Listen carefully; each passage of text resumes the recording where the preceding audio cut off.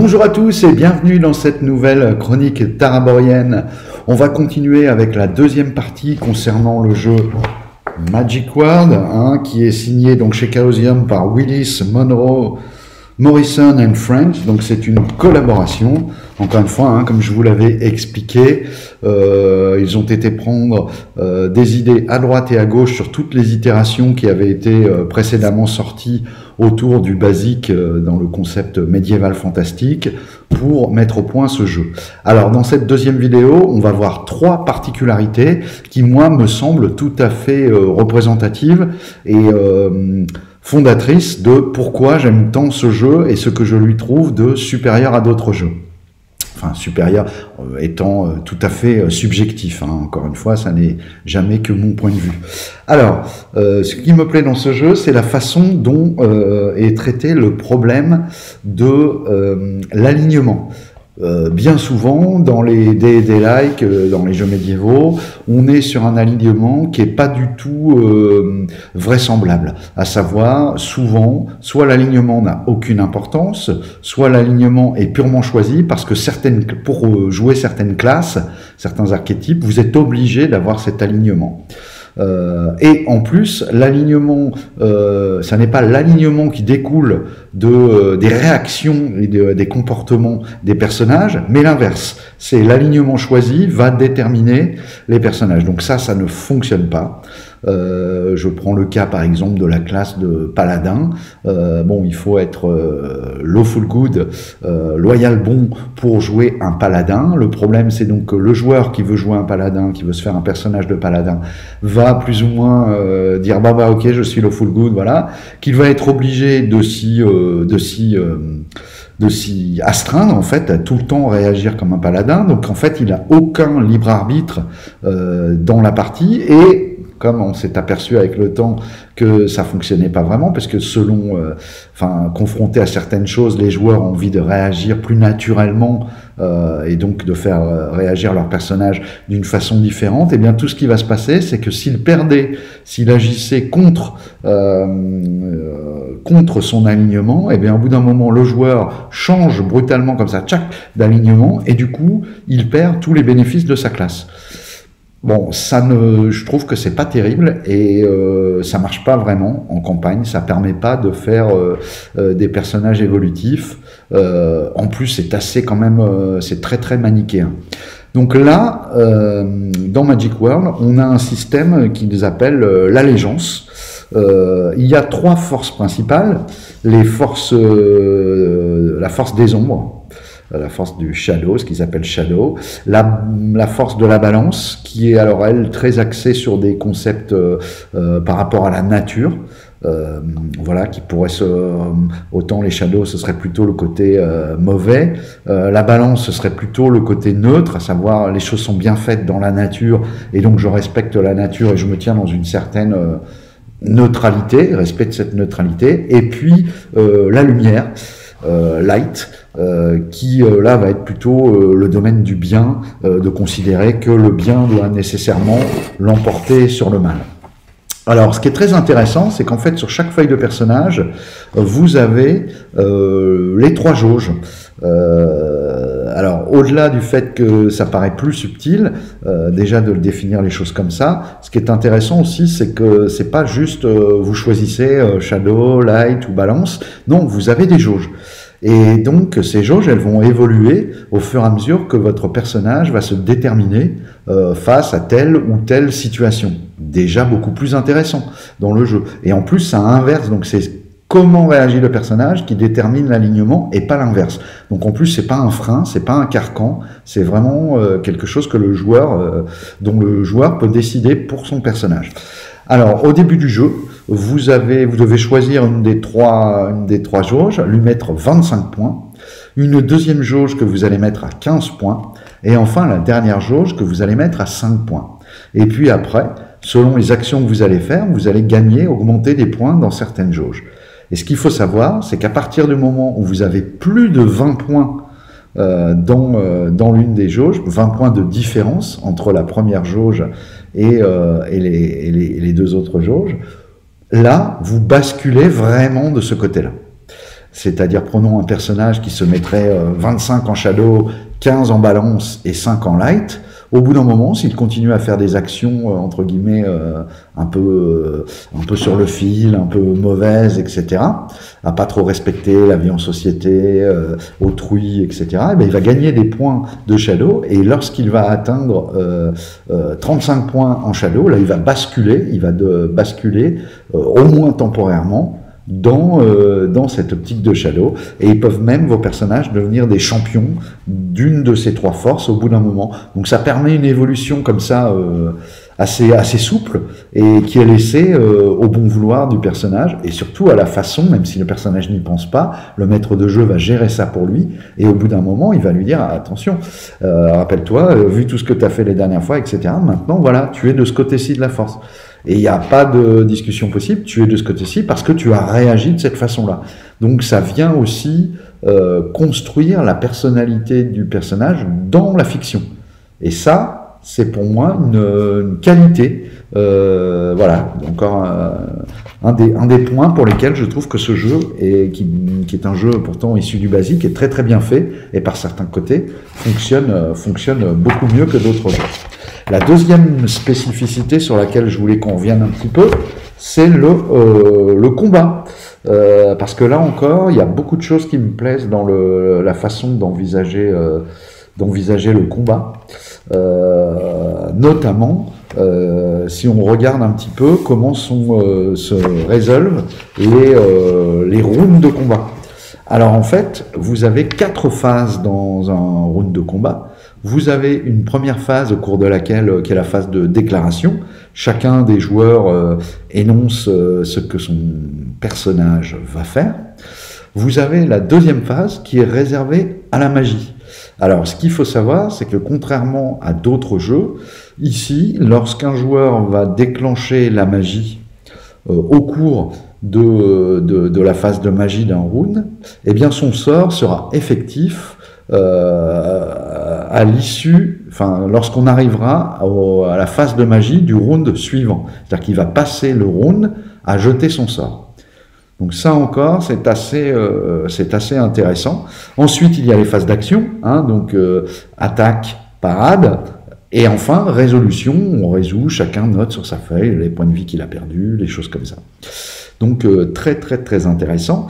Pour chacune des phases, on va prendre le rang d'action du personnage. Alors là encore, c'est assez simple et assez bien fait. On va prendre le rang de dextérité lorsqu'il va s'agir d'action, type déplacement, type porter un coup, etc.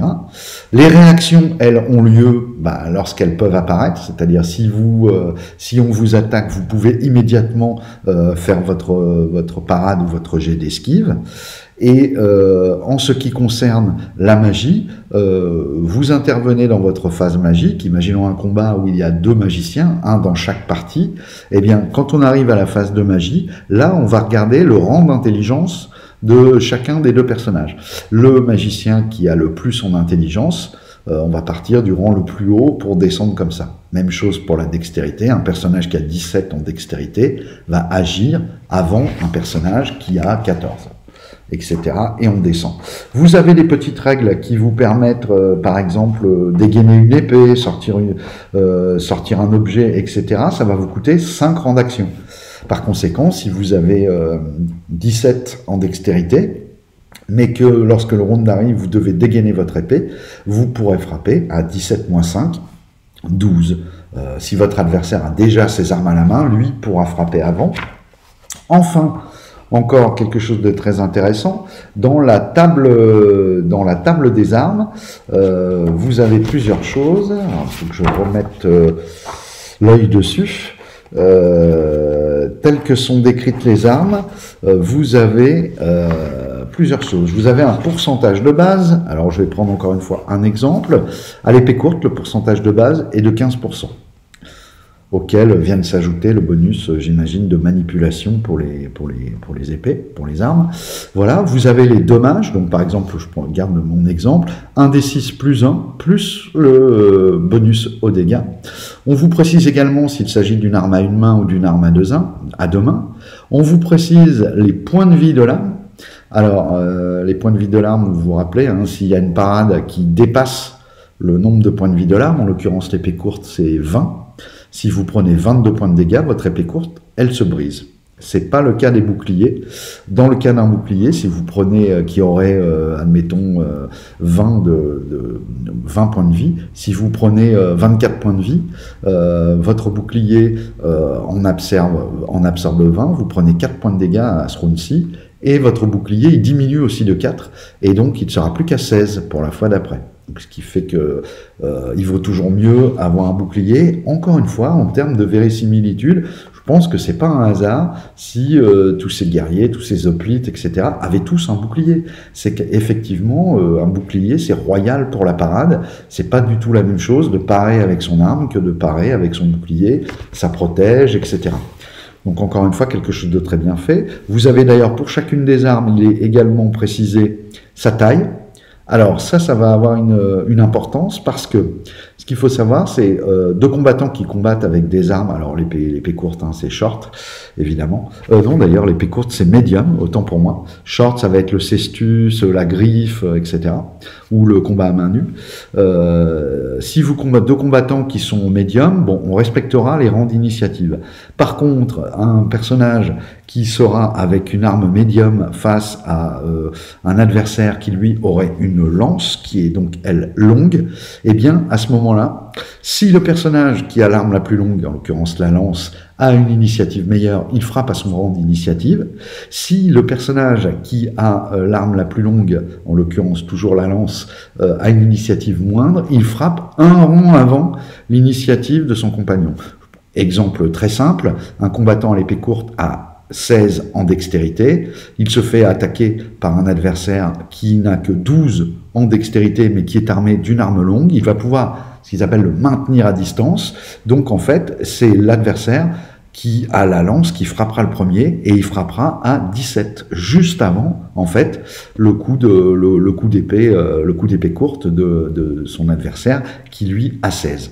Donc ça c'est encore une fois c'est très simple et ça marche tout à fait bien. Et vous avez également, on vous indique si l'arme peut servir à la parade. Par exemple, à main nue, ben non, pas de parade. Par exemple, la Morning Star, pas de parade. Alors que la Battle Axe, parade, bien évidemment. Ensuite, vous avez une colonne qui vous précise la force et la dextérité minimum dont vous devez disposer pour pouvoir vous servir de l'arme. Et enfin, vous avez les armes sont rangées par weapon class. Donc, avec des numéros. Alors, par exemple, la short sword, vous voyez, elle est dans les weapon class de classe 2. Alors ça, tout simplement, ça veut dire que si vous êtes entraîné à l'épée courte, en fait, toutes les armes, si vous passez à la rapière, il n'y a aucun souci puisque c'est aussi une arme de classe 2. Voilà. Donc, encore une fois, très simple, très bien fait, qui fonctionne très bien. Vous avez également le prix de l'arme.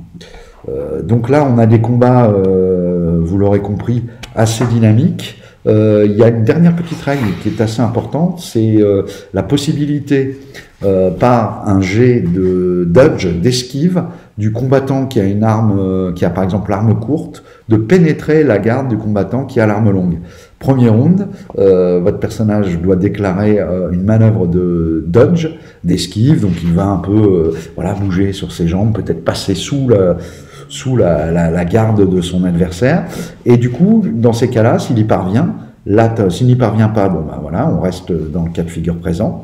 S'il y parvient, au round d'après, ce sera l'inverse. C'est lui qui frappera avant un rang d'action, avant la dextérité de son adversaire, s'il a une dextérité moindre. Et si son adversaire qui a l'arme longue veut lui ajuster, se reculer, etc. Donc encore une fois, des combats mobiles, tout en ne nécessitant pas de map, de battle map, très intéressant.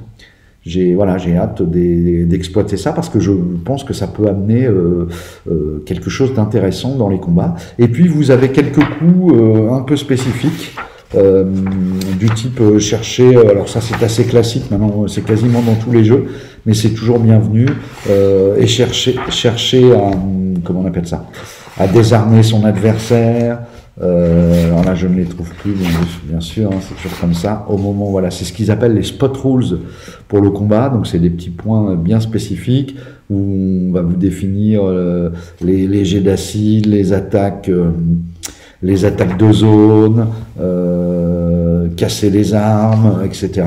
Et vous avez donc les explosions, ceinturer un adversaire, etc., etc. Vous pouvez également choisir d'assommer votre adversaire plutôt que de lui enlever des points de vie. Vous avez une petite règle pour le combat monté. Vous avez la possibilité de jeter des objets, la frappe à 2 armes, certaines positions avantageuses, désarmer un adversaire, voilà. Donc ça c'est sur quelques pages, c'est assez succinct, je pense que c'est assez vite maîtrisé par les joueurs, et ça permet d'avoir encore une fois des combats vivants, intéressants, qui durent pas des plombes, même si ça fait déjà 50 séances que vous jouez dans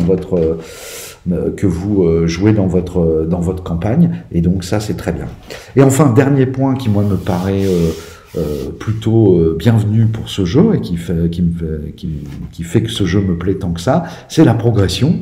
Donc contrairement à un jeu à niveau, ici lorsque vous réussissez, on va retrouver en fait les basiques un peu à la Cthulhu.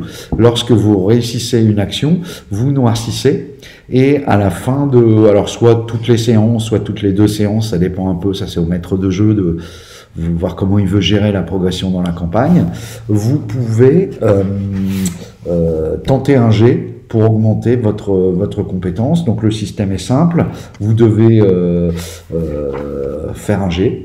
Si vous réussissez votre jet, par exemple vous avez 60 en épée courte, si vous faites 52, vous réussissez votre jet, donc bon, il se passe rien. Si par contre vous ratez votre jet, vous augmentez, je crois que c'est un des 8, me semble, un des 8%. Donc plus vous allez être fort, plus ça va être difficile d'augmenter. Très très très très intéressant comme concept.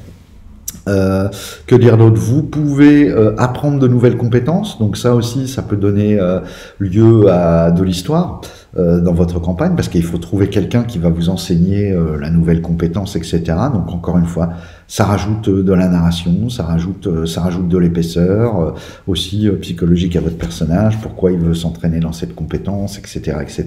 Donc on est dans quelque chose qui va servir la fiction plus qu'une simple règle mécanique, comme c'est trop souvent le cas sur les montées de niveau. Hop, on coche les cases et ça y est, on passe à plus temps dans telle compétence, sans qu'il y ait vraiment d'explication.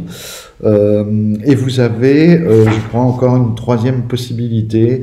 Oui, ça peut être... donc il y a l'entraînement. L'entraînement, ça c'est pour trouver un maître qui va vous entraîner dans une compétence que vous avez déjà, mais en payant des cours, en fait, vous allez pouvoir augmenter un peu plus rapidement. Et là, c'est un jet d'intelligence à faire, intelligence par 3, par rapport à l'intelligence aussi, on fait un petit calcul avec l'intelligence de votre maître. Donc là encore, c'est quelque chose que moi je trouve très très bon dans ce jeu. Dernière chose, j'en ai pas parlé, je le rajoute, c'est la fameuse table de résistance, hein, puisque il y a des cas où en fait ça n'est pas juste une compétence comme ça contre un degré de difficulté, mais c'est ce qu'on appelle des jets opposés. Dans ces cas-là, la bonne vieille table de résistance, on va comparer le personnage actif, admettons qu'il est de 16 voilà, en force, pour faire un bras de fer contre un personnage qui a 12, eh bien il a 70% de chance de l'emporter. Vous croisez le 16 et le 12 dans la table, vous tirez, voilà. C'est très vite résolu, c'est logique, ça fonctionne bien, on ne s'embête pas plus que ça avec ça. Voilà, eh bien écoutez, j'espère que le petit tour de ce jeu vous a plu. Donc Willis Monroe Morrison chez Chaosium, Magic World, on peut le trouver encore je crois sur le site de Chaosium. Ils ont arrêté la gamme, mais ils ont encore des exemplaires qui vont permettre à ceux qui le souhaitent de se procurer ce jeu. Eh bien j'espère que cette vidéo vous a plu, je vous dis à très bientôt pour une prochaine vidéo. Au revoir.